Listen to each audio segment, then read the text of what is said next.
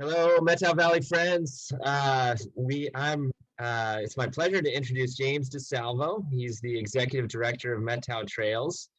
Um, I am really glad that Methow Trails is here in our valley because I know they are a unique organization among their peers around the country, and they do so much work here to create connections with our community to the trails that surround us and the natural landscape that surrounds us. So, James, I might have jumped the gun, but can you tell us what Methow Trails mission statement is? Yeah, thanks for the introduction, Pete, and thanks everyone for being here. We connect people, nature, and community through a world-class trail network. Awesome, That's our mission. awesome. And why is Methow Trails work relevant in the Methow Valley now? Well, we manage 130 miles of trail in the winter and a little less than that in the summertime.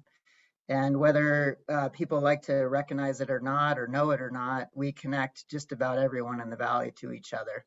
That can be physically through the trails themselves. It can be economically through the impact that they have through businesses that are either directly or indirectly tied, or just the general health and well-being of our population here and the people who visit. I know trails for me, it's this one place where I can recover, think, um, uh, just be happier in general. And I think that that's the connection that I think most of us are excited about when we talk about what we do and how we do it.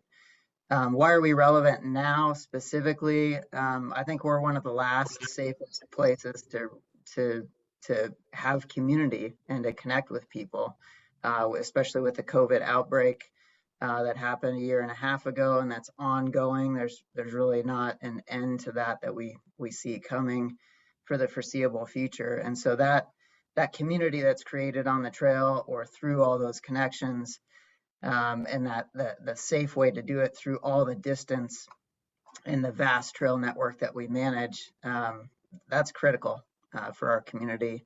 The other thing or other reason why we're really relevant right now is the recent fires that have come through our valley, and this is really the focus of our Give Methow Ask this year is on funding recovery efforts for the Cedar and Cub fire and the impact that they're going to have not only on our trail network, obviously, but the impact that they have on everything that I just mentioned before. The economics of it, the health and well-being of the community.